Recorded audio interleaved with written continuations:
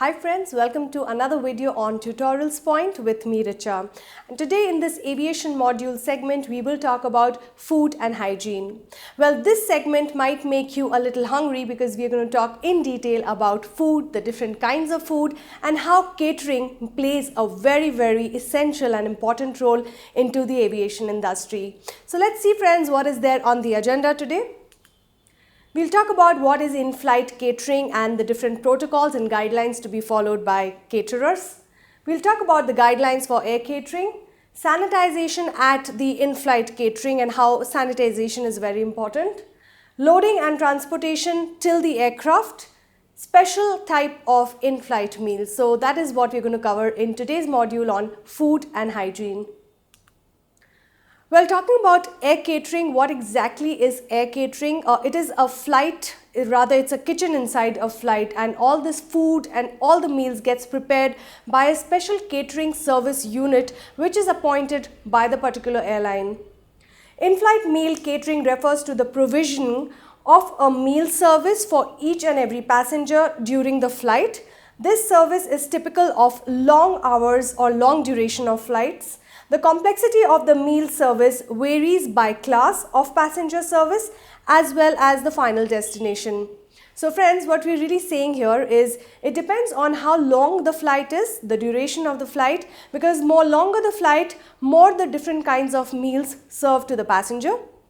Also, we are looking into different classes of people. So, passengers seated in a first class or a business class have a separate meal service. With respect to passengers who are sitting in the economy class, they have a different kind of service or the different kind of meals given out to them. Let's see what certain protocols are prior to departure for these air catering services. They need to have a final passenger load or the passenger count, and this is something that they take from the ground staff of that particular airline. Information concerning how many tickets are sold for that particular airline or destination. Passengers who have checked in and number of standby passenger. Well, it can be disastrous if any passenger on board is denied his meal because of shortage of meal. If he has asked for veg or non-vegetarian meal and he does not get that, he can really get upset, and you don't want to upset a passenger inside a flight. So well, this is something that's really important for catering industry as well as the airline industry to make sure these are kept into account while they are making the meal for that particular flight. Well, let's talk about in specific air catering with respect to India. The boom in air travel in India is adding a new fizz to the in-flight catering business. Well, last year around 17 million people had traveled by domestic airlines and 8.8 million people had traveled by international airlines. That took to the international skies. They are an indication of the kind of size that we are booming into in terms of aviation. Now, well, if aviation is booming, definitely we are looking at meal service also increasing. So conservatively, an estimation is given that meal uplift service business is worth by 160 to 170 crores, and that's a big number, and this is supposed to increase in the times or in the coming years. This number is supposed to even increase further because passengers are definitely going to travel more and more by air. Well, we are talking about guidelines for air catering. Now, in terms of air catering, there are certain rules and regulations which each and every air caterer needs to follow. So, let's look at them in detail. Certain guidelines are it should be located with the proximity of the airport.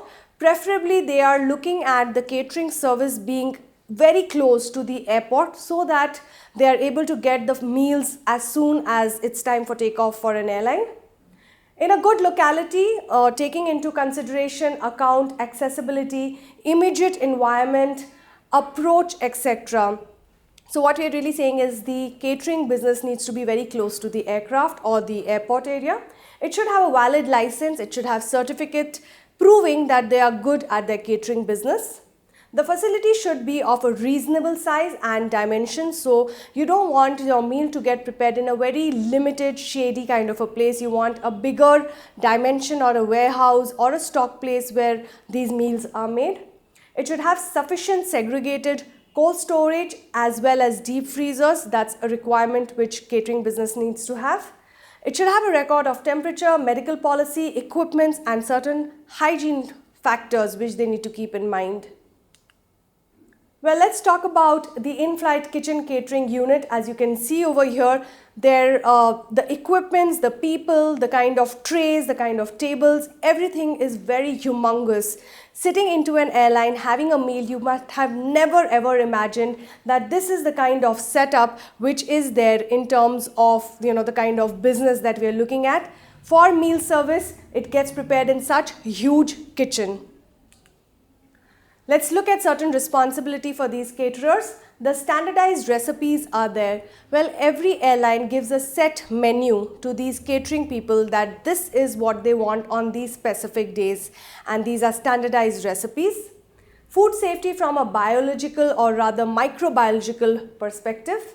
The various types of passengers, establishing that adequate provision is made for special kind of diets, keeping religion in mind, keeping ethnic meals and vegetarians. Whatever meal a passenger wants, the airline should be able to give it to him with regards to vegetarian, non-vegetarian and different special meals which we will talk about in a later slide. The capacities or capabilities of the flight kitchen, its labor and equipment. Every catering business or in-flight caterer should have a lot of laborers, should have the maximum number of equipment so as to give the best service to the airline. And the cost factor needs to be borne in mind. The cost factor is decided between the catering vendor as well as the airline. Sanitization, my friends, is very essential part of food and hygiene business. Well, when we talk about going in an airline, getting a meal, and if you find a piece of hair or an insect inside your meal, it can be really disastrous and you will give a very negative feedback about that particular airline. So sanitation plays a very important role, and hence it's very important that all the laborers are wearing a shower cap as well as having gloves in their hands while they are preparing these foods, for the simple fact that you do not want to compromise on the passengers' safety with regards to eating any insect while they're eating their meals on board. Well, loading and transportation of carts happen after all the meals are made by the laborers. They put the entire meal into a tray which has all the accomplishments like butter, jam, a coffee cup or a tea cup, the meal that has to be carried along with the cutlery set, dessert, etc. All this put in a tray is put inside these carts. As you can see, these carts have runners, and in each runner you can put a maximum of 4 trays. So these are packed and loaded and then it is taken to the flight. Well friends, let's look at certain special meals which are offered to passenger depending upon their availability and depending on the need of the passenger. Well, there are baby food or baby infant food for small children because they cannot really have spicy food. There is a low fiber meal which is low on fiber, diabetic meal for people who have sugar problems and diabetes.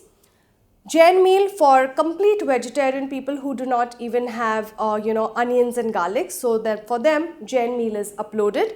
There is fruit meal for people who are probably fasting or not wanting to eat any meal. They have a fruit platter or a fruit meal. There is a gluten-free meal for those people who are allergic or have any kind of reaction to gluten. So that's a kind of meal uploaded for them.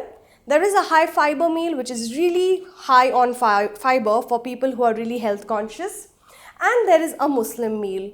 So well friends, these are different kinds of special meals, and depending on the passenger need, it can be given to these people. Now only one thing you need to keep in mind, passengers need to book their special meals while they are booking their ticket for that particular airline and destination. Friends, let's look at a complete flow chart of how exactly the food travels from the in-flight kitchen to the flight area. So look very carefully. You have the food reception and 2 parts of it, the cold storage and the dry storage. The dry storage has things which are not really having any kind of liquids, it's completely solid.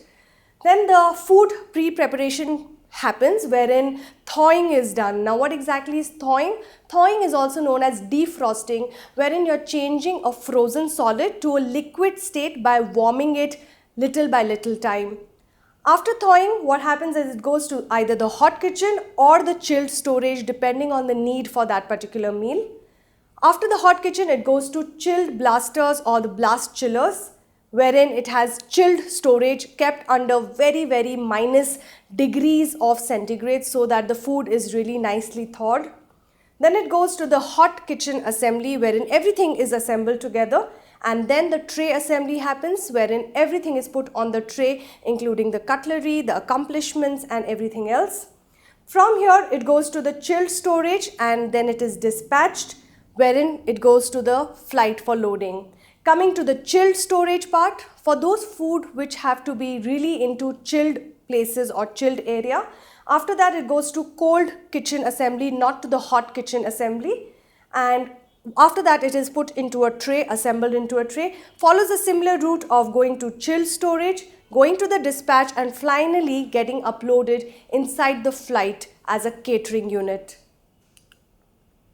Well, friends, this can definitely make you really hungry. So this is the kind of food platter which is given to passengers on board the aircraft. As you can see, there are different kinds of accomplishments which are there, and it is really decorated in a nice way to make it pleasing for the passengers to have their food. As somebody very well mentioned, you first eat with your eyes and then with your mouth. So the food presentation needs to look really beautifully assembled together. Friends, that brings us to a conclusion on this particular module under aviation segment of food and hygiene. This segment we have spoken a lot in detail about the different kind of food, the meals, how catering happens, what is the flow chart which every catering business needs to keep in mind. I do hope you have enjoyed listening to this, and I'm sure you must have felt really hungry looking at these beautiful pictures shown on the slides. Thank you for watching us. Keep watching, more videos coming your way. Till then, bye-bye.